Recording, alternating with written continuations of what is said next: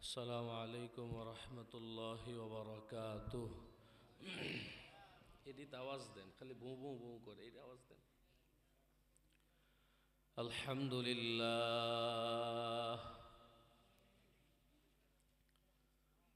আলহামদুলিল্লাহি ওয়া কাফা ওয়া সালামুন আলা ইবাদিহিল্লাযীনা ইসতাফা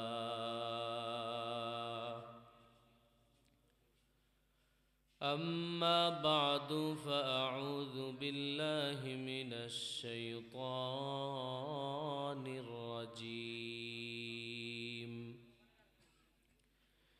بسم الله الرحمن الرحيم واعبدوا الله ولا تشركوا به شيئا وبالوالدين إحسانا وقال النبي صلى الله عليه وآله وسلم لا تشرك بالله شيئا وإن قتلت أو حركت أو كما قال النبي عليه الصلاة والسلام إن الله وملائكته يصلون على النبي يا أيها الذين آمنوا صلوا عليه وسلموا تسليما اللهم صل وسلم على النبي الأمي وعلى آله وأصحابه سبحانك لا علم لنا إلا ما علمتنا إنك أنت العليم الحكيم رب اشرح لي صدري ويسر لي أمري واحلل عقدة من لساني يفقه قولي আলহামদুলিল্লাহ রূপালী সংঘ ইসলামী অগ্রযাত্রা সংঘ এর উদ্যোগে সিরাতুন নবী সাল্লাল্লাহু আলাইহি সাল্লামের মাহফিলের অধ্যকার আজকের ওয়াজ ও দোয়ার মাহফিলের সম্মানিত সভাপতি প্রধান অতিথি বিশেষ অতিথিবৃন্দ আমার সামনে উপবিষ্ট যুবক ভাইয়েরা শ্রদ্ধেয় বড় ভাইয়েরা মুরব্বী বাবারা পর্দার আড়ালে অবস্থানকৃত শ্রদ্ধেয় এবং সম্মানিতা মা ও বোনেরা আল্লাহ পাক রব্বুল আলামিনের দরবারে লাখো কোটি শুকর সুজুদ যে মহান মালিক বড় মায়া করে মোহাব্বত করে ভালোবেসে আজকের এই দামি মজলিস কোরআন হাদিসের মজলিসে আল্লাহ আমাদের আসার বসার সুযোগ তৌফিক দান করছেন সকলে পড়ি আলহামদুলিল্লাহ আপনারা অনেক অল্প সংখ্যক মানুষ আছেন আসলে এখন মুনাজাত হওয়ার সময় যেহেতু 2 দিন ব্যাপী মাহফিল প্রথম দিন তুলনামূলক জমজমাটটা কমই হয় মুনাজাতের সময় এসে আমি বসেছি আপনাদের সামনে বয়ান করতে হযরত বয়ান করেছেন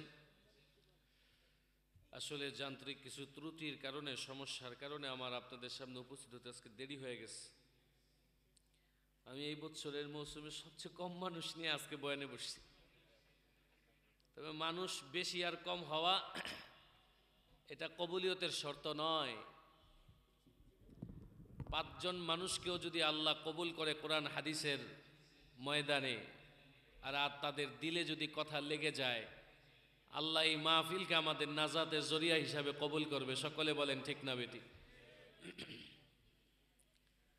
আমি সে ঢাকা থেকে সময় মতোই রওনা হয়েছি কিন্তু আমাদের এই বাটিয়ারি এর আগে একটু আগে আমার গাড়িটা স্টাফ একবারে বসে গেছে নষ্ট চলতেছে না আমার অনেক সময় চলে গেছে আমি আরেকটা গাড়ি ভাড়া করে পরে সেই গাড়ি দিয়ে আসছি মৌসুমের সবচেয়ে দূরের সফর আজকে আমার 313 কিলো রাস্তা মাশাআল্লাহ তারপরও গাড়ির পথে আপনাদের এখানে আল্লাহ আমাকে আইনা বসাইছেন। সর্বোপরি কথাগুলা বলার উদ্দেশ্য এটাই, বিষয়ের উপরে 1 ঘন্টা আলোচনা করব চিন্তা করেছি। উপস্থিতি দেখে মনে হয় না আপনারা 1 ঘন্টা আলোচনা শোনার মতো ধৈর্য আপনাদের আছে। তবে আমি আমার এই বিষয়কে সামনে রেখে সামান্য কিছু মেসেজ অল্প সময়ের ভিতরে করে আমি মুনাজাত দিব। আপনারা শেষ পর্যন্ত থাকবেন না ভাগবেন? থাকবেন না ভাগবেন? জোরে বলেন। ভাগবেন না থাকবেন? থাকবেন। ভাইজান বলবেন হুজুর পুরা প্যান্ডেল খালি, আমরা একটু ফাঁকা ফাঁকা হইয়া দাঁড়াই বসি, সমস্যা কি হুজুর?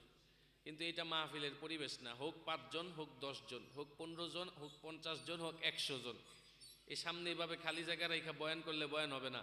মন চাইলে আপনারাও যেতে পারেন, ছুটি আছে, কিন্তু সামনের খালি জায়গা পূরণ করেন, তাহলে 2-4টা কথা আমার ভিতর থেকে বের হবে। আসেন আসেন, একটু বসেন, সকলে একটু আসেন। যারা বাহিরে ঘোরাফেরা করতেছেন, এটা কোনো রাজনৈতিক মাহফিল না, রাজনৈতিক অনুষ্ঠান না, দলীয় অনুষ্ঠান না। এই অনুষ্ঠানে আপনারা সকলে উন্মুক্তভাবে আসতে পারবেন। বরং আমাদের এই মাহফিলগুলোতে এতটা উন্মুক্ত যে আমাদের এই মাহফিলগুলোতে শুধু মুসলমান না, হিন্দু, বৌদ্ধ, খ্রিস্টান, আস্তিক, নাস্তিক সবার জন্য উন্মুক্ত। কথা বলেন ঠিক না বেঠিক? তারপরও যদি মুসলমানের সন্তান এরকম কোরআন হাদিসের মাহফিলে না আসে, এটা দুর্ভাগ্যের ব্যাপার। আল্লাহ আমাদের সব ভাইকে কবুল করেন, সকলে বলেন আমিন। আমি আপনাদের সামনে যে বিষয়ে আলোচনা করতে চাচ্ছিলাম, আমাকে এই বিষয়ে যেটা দেওয়া হয়েছে, বান্দার হক, আল্লাহর হক। হক প্রথমত 2 প্রকার। জোরে বলেন কয় প্রকার? অল্প সংখ্যক মানুষ হলে এখন আমার কথা ভালো লাগবে বলতে, সবার চেহারা আমি দেখতেছি, আমার সাথে কথা বলেন। হক কয় প্রকার? সবাই বলেন। একটা আল্লাহর হক, একটা বন্দার হক, একটা খালেকের হক, একটা মাখলুকের হক, একটা স্রষ্টার হক, একটা সৃষ্টর হক। আল্লাহ যা কিছু সৃষ্টি করছেন এগুলোর একটা হক আছে। আমরা এমন একটা পৃথিবীতে এখন বাস করতেছি, যে পৃথিবীতে হক আদায় করা এটা যে মানুষের উপরে ফরজে আইন, এটার ব্যাপারে সবচেয়ে গাফেল এখন দুনিয়ার মানুষ। ঠিক না ভাই? মানুষ, আপনি দেখেন বাবা মার অভিযোগ সন্তানকে নিয়ে, সন্তানের অভিযোগ বাবা মাকে নিয়ে, স্ত্রীর অভিযোগ স্বামীকে নিয়ে, স্বামীর অভিযোগ স্ত্রীকে নিয়ে, জনগণের অভিযোগ নেতাদেরকে নিয়ে, নেতাদের অভিযোগ জনগণদেরকে নিয়ে। কারণ সবাই বলে আমার হক আদায় করে না, আমি হক থেকে বঞ্চিত। কথা বলেন। আল্লাহু আকবার। হক আছে, সন্তানেরও হক আছে। আমাদের সমাজে পিতামাতারও হক সম্পর্কে অনেক আলোচনা হয়, সন্তানের হক নিয়ে আলোচনা খুব কম হয়। ঠিক না? সন্তানের হক আছে। সন্তানের হক কি জানেন? সন্তানকে হালাল খাওয়ানো। সন্তানের হক সন্তানকে দিন শিখানো। আমরা যদি সন্তানকে দিন না শিখাই, তবে এই সন্তানগুলো অনেক বড় হবে। আজ এই পৃথিবীর ইতিহাসগুলো তাকায়া দেখেন আপনারা, এই পৃথিবীর বুকে আজকে বহু ডাক্তার, ডক্টর, ইঞ্জিনিয়ার, প্রফেসর আছে, কোটি কোটি টাকার বাড়ি বানাইছে, কিন্তু সেই কোটি টাকার বাড়িতে তার বাবা মা জায়গা হয় নাই, বাপ মাকে নিয়ে বৃদ্ধাশ্রমে রাইখা আসছে। কথা বলেন ঠিক না বেঠিক? আছে, কারণ দিন শিখায়নি, সন্তানের হক নষ্ট করছে। এজন্য সন্তান বাপ মার হক নষ্ট করে। সন্তানের হক হইল আরেকটা আছে, সেটা হইল সন্তানকে সুন্দর একটা নাম রাখা। আমাদের সমাজে সন্তানের নাম রাখে লাল মিয়া, কালা মিয়া, চান মিয়া। আমনে গনে কত দরবার আছে না, নাম কি জানি, তালা বাই, হেই বাই, সেই বাই, ল্যাংটা বাবা। কথা বলেন না কেন? এদিকটা নাম। আপনারা যারা নিউজ দেখেন, নিউজ এই গত কিছুদিন আগে বাংলাদেশ, যুবক ভাইরা ভালো জানবেন, বাংলাদেশে একজন গায়ক আছে, নাম হইল জেমস। চিনেন না ভাই? এই জেমসকে আল্লাহ পাক রব্বুল আলামিন এই বয়সে একটা সন্তান দিছেন। এখন সে খুশি হইয়া তার সন্তানের নাম রাখছে গেমস। আমি কি বানায় বলতেছি? জেমসের ছেলের নাম গেমস। এই যে হক নষ্ট করা, এটা চিন্তাও করে না, ভাবেও না, অথচ সন্তানের হক নষ্ট হচ্ছে। এজন্য বলতেছিলাম হক 2 প্রকার, আল্লাহর হক, বান্দার হক। আল্লাহর নবী সাল্লাল্লাহু আলাইহি ওয়া আলিহি ওয়াসাল্লামের সাহাবী হযরতে আনাস রাদিয়াল্লাহু তাআলা আনহু বলেন, আল্লাহর হক দুইটা। আমরা ধাপে ধাপে আগাবো, আমি আউলা জাউলা কথা বয়ানে বলি না, একটু ধারাবাহিক শুনবেন তো আপনারা। আল্লাহর হক আবার দুইটা। কয়টা? দুইটা। একটা আল্লাহর ইবাদত করা, শুধুমাত্র ইবাদত কার হবে? আল্লাহ। আরেকটা হলো আল্লাহ ছাড়া কারো কাছে মাথা নত না করা, শিরিক না করা। কারণ আল্লাহ পাক রব্বুল আলামিন আমাদেরকে পৃথিবীতে পাঠাইছেন কেন? খাইয়া দেয়া, ঘুম টুম, আরাম আয়েশ, এই আমাদের দুনিয়ায় কাজ। কি বলেন? কথা বলেন আমার সাথে, এটাই আমাদের কাজ। হ্যাঁ, আমাদের ভিন্ন আরো কাজ আছে তো নাকি? আল্লাহ আমাদেরকে শুধু ইবাদত করতে পাঠাইছেন। ওয়ামা খালাকাতুল জিন্না ওয়াল ইনসা ইল্লা লিয়াবুদুন। আল্লাহ পাক রব্বুল আলামিন বলেন, আমি আল্লাহ মানুষ এবং জিন জাতিকে সৃষ্টি করেছি কেবল মাত্র একমাত্র আমার ইবাদত করার জন্য। সুবহানাল্লাহ। আল্লাহর হক হইল আল্লাহর ইবাদত করা। আল্লাহর ইবাদত করা এটা আল্লাহর হক। হযরত আনাস রাদিয়াল্লাহু তাআলা আনহু বলেন, বান্দা, এ দুনিয়ার মানুষ নবী জানায়া দিছে আল্লাহর হকের প্রথম হক হইল আল্লাহর ইবাদত করা। আর আল্লাহ পাক রব্বুল আলামিন কোরআনুল কারীমে জানায়া দিছে, দুনিয়ার মানুষেরা রে, আমি আল্লাহ পৃথিবীর মানুষ সৃষ্টি করার একটাই কারণ, তারা আমার ইবাদত করবে। সুবহানাল্লাহ। আর বাকি যা কিছু দেখতেছো, আর পৃথিবীর বুকে যা কিছু দেখা যায়, সব কিছু আল্লাহ সৃষ্টি করেছে বন্দার উপকারের জন্য, বন্দার লাভের জন্য, বন্দার ফায়দার জন্য। বন্দারে সৃষ্টি করছে একজনের ইবাদতের জন্য, যিনি তিনি কে? জোরে বলেন।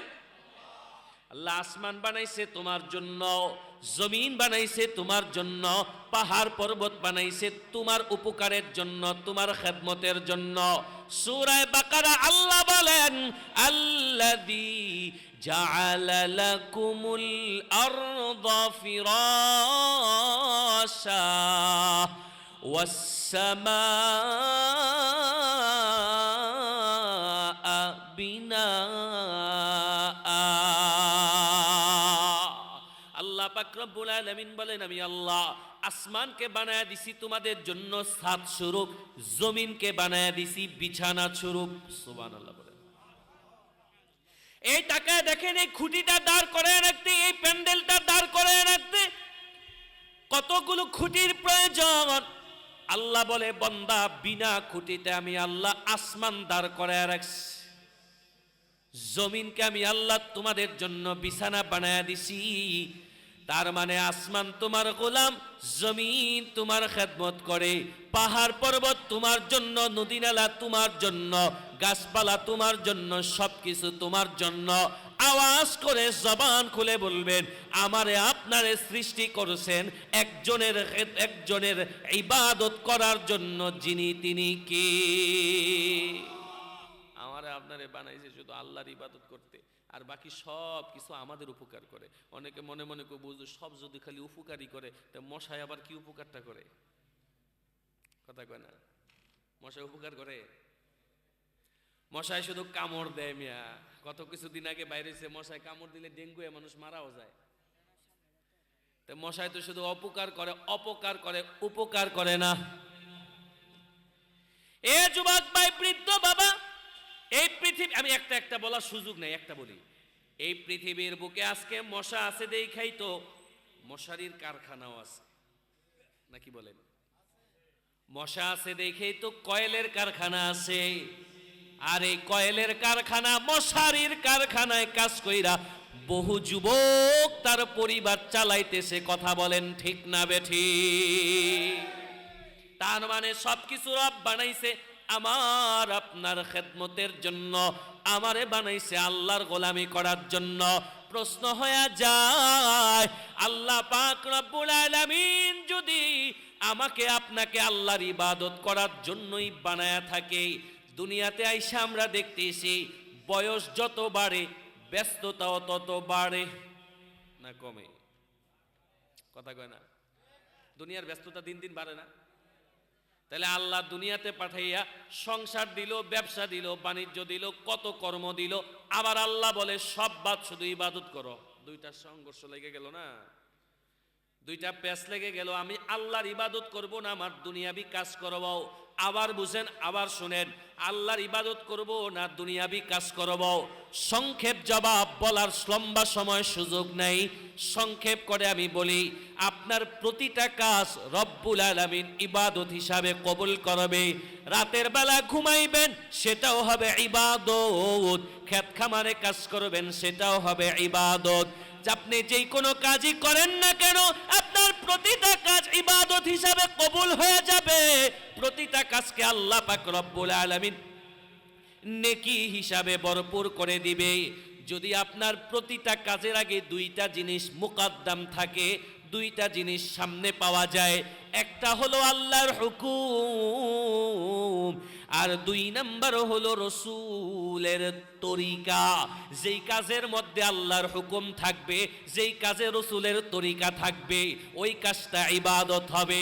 আল্লাহর হুকুম আছে, রসুলের তরিকা মতো ব্যবসা করো, ব্যবসা নেকি হবে। আল্লাহর হুকুম আছে, রসুলের তরিকা আছে, তুমি চাকুরি করো, চাকুরি ইবাদত হবে।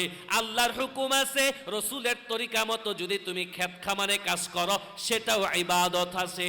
যদি আল্লাহর হুকুম পাওয়া যায় আর রসুলের তরিকা মতো এশারের নামাজটা জমাতের সাথে আদায় কইরা বান্দা 7 ঘন্টা 8 ঘন্টা রাতের বেলা ঘুমাইবা, ফজরের নামাজটা আবার তুমি জমাতের সাথে পড়বা।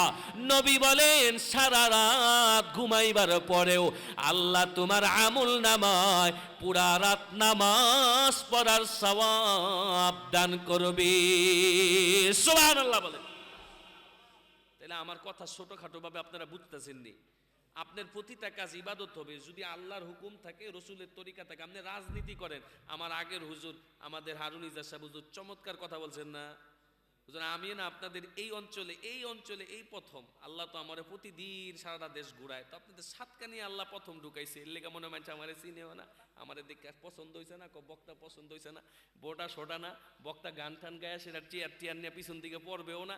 এই বক্তার বয়ান শুনে আর কি করবো, জায়গা আমরা বাইত, এর লেগে সবাই আমারে থুইয়া গেছে আর কি। তবে আগের হুজুর যে বয়ান করে গেছে আপনাদেরকে রাজনীতির কথাবার্তা অনেক কিছু বলে গেছে, এই রাজনীতিও যদি কেউ করে, আর সেই রাজনীতিও আল্লাহর কোরআনে আছে না নাই, আবার রসুলের তরিকাও রাজনীতিতে আছে না নাই। কেউ যদি আল্লাহর হুকুম আর রসুলের তরিকার রাজনীতি করে, সেই রাজনীতিও নেকি হয়ে যাবে। কথা বলেন ঠিক না বেঠি? আর আল্লাহর হুকুম আর রসুলের তরিকা রাইখা যদি অন্য কোনো রাজনীতি করে, সেই রাজনীতিও নেকি হবে না। সোজা কথা। আপনি যাই করেন, বিবি বাচ্চাকে আপনি সময় দিবেন, রসুলও সময় দিচ্ছেন না, রসুলও ব্যবসা বাণিজ্য করছেন না, করছেন, রসুলেরটা যদি নেকি হয় আপনারটা হবে না। কেন? যদি আপনারটা আল্লাহর হুকুম আর রসুলের তরিকা থাকে, হুকুম হয়ে যাবে, ইবাদত হিসাবে কবুল করবেন যিনি, তিনি কি? জোরে বলেন। তার মানে আমার প্রথম কথা শেষ। আল্লাহর হুকুম, আল্লাহর হক হইল দুইটা। কয়টা বলছিলাম? একটা হলো আল্লাহর ইবাদত বন্দেগী করা। তাইলে আল্লাহর ইবাদত বন্দেগী কেমনে করব সেটা বললাম। এবার হইল আল্লাহ ছাড়া আর কারো কাছে মাথা নত করা যাবে না। কথা বলেন। আল্লাহর সমকক্ষ কাউকে মনে করা যাবে না, আল্লাহর গুণে অন্য কাউকে গুণান্বিত করা যাবে না, আল্লাহর মতো অন্য কাউকে মনে করা যাবে না। কেউ যেটা জানে না, কেউ যেটা পারে না, কেউ যেটা বুঝে না, সেটাও বুঝেন যিনি, তিনি কি? এজন্য আল্লাহ পাক রব্বুল আলামিন কুরআনুল কারীমে জানায় দিয়েছে, ইন্নাশ শিরকা লাযুলমুন আযীম। ও ও বান্দা, শিরিকের দ্বারে কাছেও যাইও না। শিরিক হইল মারাত্মক পর্যায়ের গুনাহ। পৃথিবীর মানুষেরা রে, আল্লাহ পাক রব্বুল আলামিন বলেন, এই পৃথিবীর মানুষ, এই পৃথিবীর বুকে যত গুনাহ আছে, তোমার নামাজের ভিতরে কমতি আছে, ভালো করে কান খুলে শুনে নাও। রোজার ভিতরে কমতি আছে, যাকাতের ভিতরে কমতি আছে। তোমার অন্যান্য গুনাহ যদি হয়ে যায়, আর যদি তুমি আল্লাহর কাছে মাপ চাও, আল্লাহ পাক রব্বুল আলামিন কোরআনে বলে, বান্দা মাপ চাইতে দেরি হবে, মাপ করতে দেরি হবে না। তুমি যত গুনাহ করো না কেন মাফ হয়ে যাবে। কিন্তু বান্দা, তুমি যদি শিরিকের গুনাহ করো, তুমি যদি আল্লাহর সমকক্ষ অন্য কাউকে মনে করো, আল্লাহর গুণে অন্য কাউকে গুণান্বিত করো, শিরিকের গুনাহ নিয়ে যদি কেউ কবরে যায়, তার কবরটা জাহান্নামের টুকরা হয়ে যাবে। কথা বলেন ঠিক না বেঠিক? আমার ছোট কথা যেটা আমি বারবার বুঝাইতে চাচ্ছি আপনাদেরকে, যাই গুনাহ করি আর না করি, শিরিকের গুনাহ করা যাবে। নবীজি সাল্লাল্লাহু আমল কম করবেন, আমল বেশি করার কথা আল্লাহ কোরআন শরীফে কোথাও বলেন নেই, কেউ দেখাইতে পারবে না। আল্লাহ কোরআনুল কারিমে আমলের ব্যাপারে বলছেন, আহসান আহসান আহসানু আমালা, এই তোমরা সুন্দর আমল করো।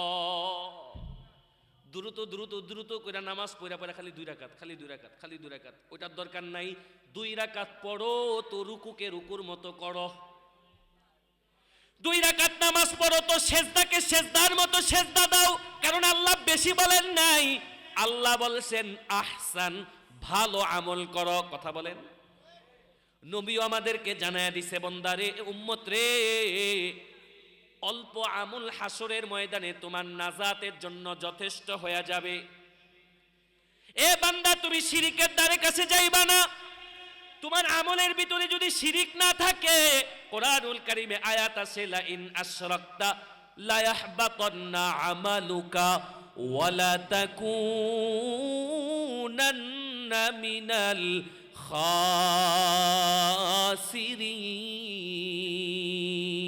খাসিরিন। আল্লাহ পাক রব্বুল আলামিন নবীকে ধমক দেয়া বলেন, নবী আমার, আপনি শিরিকের ধারে কাছেও যাবেন না। যদি আপনার আমলের ভিতরে শিরিক পাওয়া যায়, আপনার সেই আমল দুনিয়াতেও কোনো কাজে আসবে না। আপনার এই আমল হাসরের ময়দানে ওজনও করা হবে না। এজন্যই আল্লাহর নবী জানায় দেয়, উম্মত, আমল কম করো আর বেশি করো, আমলটা ভালো করার চেষ্টা করো, আমলটা ভালো করার চেষ্টা করো। একটা লোক একটা কলস নিয়ে গেছে, কলসের ভিতরে পানি ভরবে, কিন্তু খেয়াল করে নাই কলসের তলাটা ফাটা। আওয়াজ দিয়া জবাব দিবেন, সারাদিন পানি রাখলো, পানি থাকবে না পড়ে যাবে? পড়ে যাবে।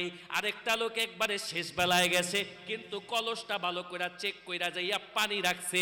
যতক্ষণ পর্যন্ত ব্যবহার না করবে, ততক্ষণ পর্যন্ত পানি শেষ হবে না। কথা বলেন ঠিক না বেঠিক? এ যুবক ভাই, অনেক মানুষ আছে নামাজও পড়ে রোজাও রাখে, আবার ভণ্ড পীরের দরবারেও যায়, নামাজও পড়ে রোজাও রাখে, আবার লাল সুতাও বান্ধে, নামাজও পড়ে রোজাও রাখে, গাছের পূজা করে, শিরিক করে, বেদাত করে।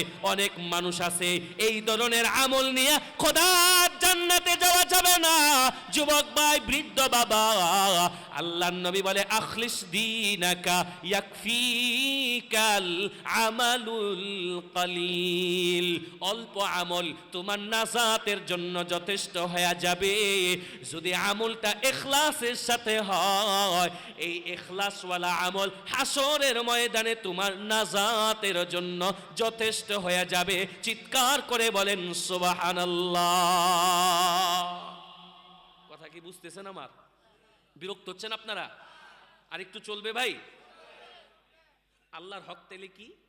আল্লাহর ইবাদত করা অল্প হোক, তবে সেই ইবাদতের ভিতরে যেন 1%ও মানুষ দেখানো না হয়, 1%ও কোনো অন্য কারোর জন্য না হয়।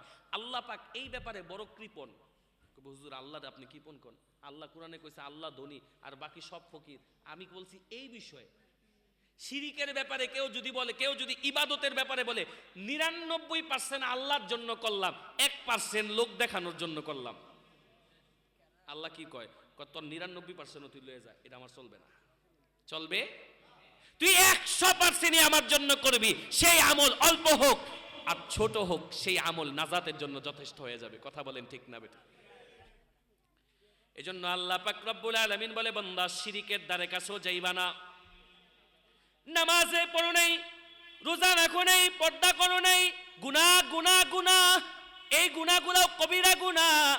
তবে এই গুনার জন্য কেউ যদি আল্লাহর কাছে মাপ চায়, বলে আল্লাহ আমার মতো নাফরমান আর এই জমিনের ভিতরে কেউ নাই, আমার মতো গুনাহগার আর কেউ নাই, আল্লাহ তোমার কাছে আমি ক্ষমা ভিক্ষা চাই। নবীর হাদিস বলে, গালবে চোখের পানি পড়ার আগে আগে আমার আল্লাহ বান্দার গুনাহগুলা মাফ কইরা দিয়া বন্ধুত্বের হাত বাড়ায়া দিবে। চিৎকার করে বলেন সুবহানাল্লাহ। কিন্তু বান্দা তুই যদি শিরিকের গুনাহ করো, আমি বারবার এক জায়গায় আনতেছি, সব গুনাহ এক জায়গায় আর শিরিকের গুনাহ এক জায়গায়। কারণ শিরিক করা এটা আল্লাহর সাথে বিদ্রোহ করা। কথা বলেন, এক লোক নামাজ পড়ে না, সে জানে নামাজ না পড়লে গুনাহ হবে, আমার আল্লাহ বেজার হয়, গুনাহ হচ্ছে ঠিক, কিন্তু সে এটা জানতেছে এটা গুনাহ। রোজা রাখে না, পর্দার আড়ালে রমজান মাসে পর্দা লাগায় লাগায় ভিতরে খায়, কিন্তু সে এটা বুঝে যে এটা গুনাহ। কিন্তু কেউ যখন শিরিক করে তখন সে বুঝাইতে চায়, আল্লাহ তুমি এটার ক্ষমতার মালিক না, এটা আমার বাবায়, এটা আমার পিসাবে, এটা আমার অমুকে, এটা আমার তমুকে। তখন এই কথাটা, এই কাজটা প্রমাণ করে সে আল্লাহর সাথে বিদ্রোহ করলো। কথা বলেন ঠিক না বেঠিক? আর এই সমস্ত ব্যক্তিদের ব্যাপারে আল্লাহ বলেন, ওয়া মান ইউশরিক বিল্লাহ ফাকাদ হারামাল্লাহু আলাইহিল জান্নাহ। চিরস্থায়ী মুশরিকদের জন্য আল্লাহ পাক রব্বুল আলামিন বলেন, আমার বানানো সুন্দর জান্নাত তাদের জন্য হারাম হয়ে যাবে। নাউজুবিল্লাহ বলে। বিরক্ত হচ্ছেন আপনারা? এখানে একটা প্রশ্ন আসে, হুজুর আল্লাহ 99% ভালোবাসা রাখছেন আল্লাহর কাছে, 1% জগতের সবাই রে দিছেন, তাহলে আল্লাহ সব গুনাহ মাফ করতে পারলে শিরিকের গুনাহ মাফ করবে না কেন?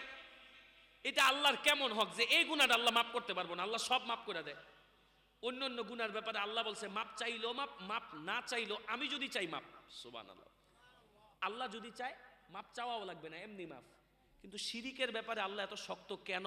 একটা উদাহরণ দিলে খুব ভালো বুঝবেন, শুনবেন আপনারা? উঠেন না, আমার দিকে তাকান।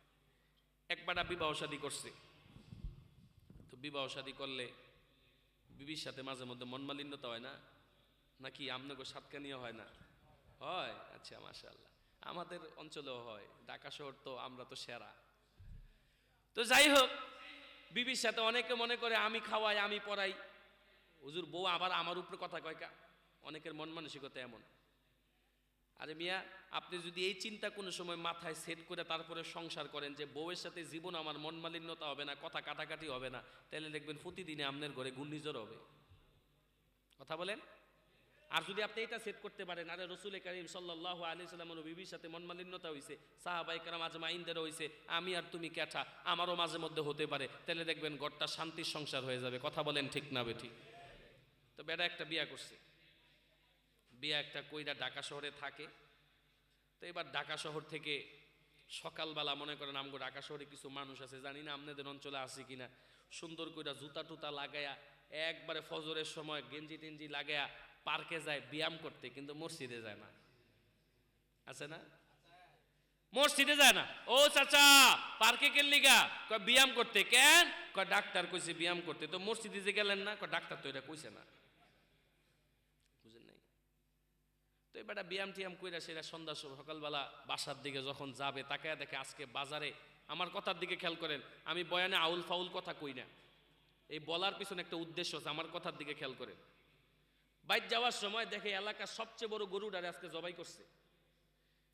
তো এদের সিরিয়ালে দাঁড়ায় থাইকা দামি গরুর 2 কেজি গোশত কিন্না বিবির কাছে নিয়ে যায়, কয় বউ আজকে ভালো কইরা গোশতরা রানবা, মজা কইরা একবারে কষাইয়া ভালো কইরা পাকায়া মশলাপাতি দিয়া তারপরে গোশতটা রানবা।